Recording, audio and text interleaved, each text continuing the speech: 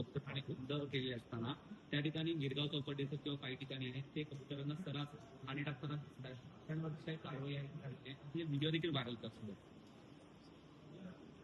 याची आता हे बघा, कबूतरखाना आपल्याला तो विषय माहिती असेल की आपण कबुतरांवरती मला वाटतं कोर्टाचा पण त्याच्यावरती निर्णय आहे. तर लोकांनी हे सांभाळलं पाहिजे. जर आपल्याला सेवा असेल, पक्ष्यांची सेवा करायची असेल ते तर आपल्याला करायचंच आहे, पण त्याचबरोबर आरोग्याची पण काळजी घेतली पाहिजे.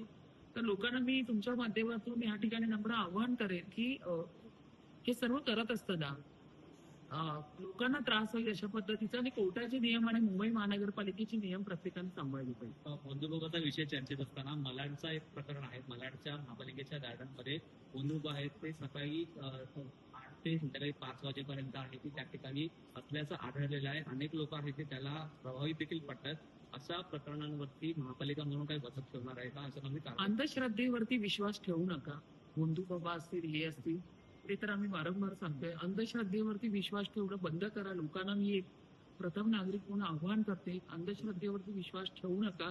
हे बंधुबाबा वगैरे जे कोणी असतील त्याच्यापर्यंत जाऊ नका. स्वतःवरती विश्वास ठेवा, स्वतःच्या कर्तृत्वावरती विश्वास ठेवा आणि पुढे जा. पण महापालिकेचं गार्डन आहे त्या गार्डनवरती आपले ते सुरक्षा रक्षक नाही. आता हे तुम्ही सांगितल्यावरती मी याची माहिती घेईन कुठल्या गार्डन मध्ये काय होतं. त्या सहाय्यक आयुक्तांशी मी बोलून घ्या. याच प्रकरणाला जोडून येतील की मला धोकादायक प्रकारचं मिळालं आहे की जो बाबा तो गार्डनचा तो वापर करत होता, पण महापालिकेच्या रस्त्यावर ते जे काही कावड केली जायची त्याचे सामान जे ते महापालिकेच्या रस्त्यावर टाकलं जायचं आणि त्यामुळे सुद्धा तिथे अनेक रहिवासी जे ते घाबरलेले.